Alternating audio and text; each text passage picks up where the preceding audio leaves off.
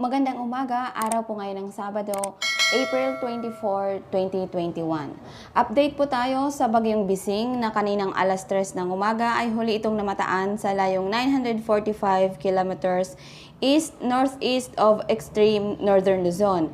Taglay pa rin ito ang malakas na hangin na umaabot ng 100 kilometers per hour, malapit sa gitna at pagbugsong umaabot ng 125 kilometers per hour.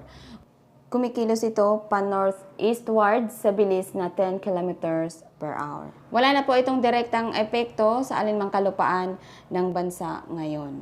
At para nga po sa lagay ng ating panahon ngayong araw ng Sabado, bahagyang maulap hanggang sa maulap na kalangitan na may pulo-pulong mga pag-ulan ang inaasahan sa mga lalawigan ng Batanes, Cagayan, Isabela, Quirino, Nueva Vizcaya, Ilocos Norte, Ilocos Sur, La Union, Pangasinan, Aurora, Apayao, Kalinga, Mountain Province, Ifugao, Abra at Benguet dulot ng localized thunderstorms.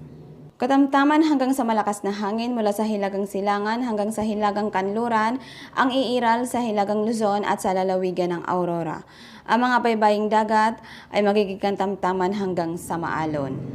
Bahagyang maulap hanggang sa maulap na kalangitan na may pulo-pulong mga pag-ulan ang inaasahan sa Bicol Region, Northern Samar, Oriental Mindoro, Marinduque at Romblon. Katamtaman hanggang sa malakas na hangin mula sa Hilagang Kanluran ang iiral sa Bicol Region na may katamtaman hanggang sa maalon na karagatan.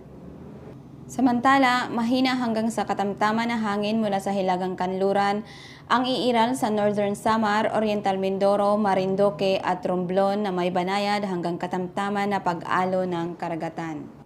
Ang buong Visayas, Palawan kasama ang Calayan Islands at Occidental Mindoro ay makakaranas ng bahagyang maulap hanggang sa maulap na kalangitan na may pulo-pulong mga pag-ulan at pagkulog-pagkidlat dulot ng localized thunderstorms. Banayad hanggang sa katamtamang lakas ng hangin mula northwest hanggang southwest ang iiral sa Visayas, Palawan kasama ang Calayan Islands at Occidental Mindoro na may banayad hanggang katamtaman na pag-alo ng karagatan. Ang buong Mindanao naman ay makakaranas ng bahagyang maulap hanggang sa maulap na kalangitan na may kalat-kalat na mga pag-ulan at pagkulog-pagkidlat dulot ng localized thunderstorms. Banayad hanggang sa katamtamang lakas ng hangin mula northwest hanggang southwest na may banayad hanggang katamtaman na pag-alo ng karagatan. Narito naman ang temperatura sa ilang bahagi ng bansa ngayong araw ng Sabado.